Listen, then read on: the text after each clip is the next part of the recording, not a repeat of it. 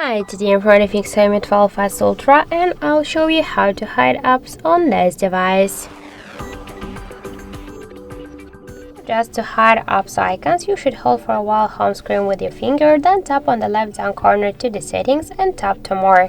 Here scroll down and click to hide app icons and just select or click the applications which you wanna hide and tap on these switchers by this way, and after that let's go to our home screen and we can see that these applications they are invisible. If you wanna just make them visible again, by the same way, hold the home screen with your finger, tap to the settings, go to more and scroll down to hide app icons and just unselect these switchers, go back,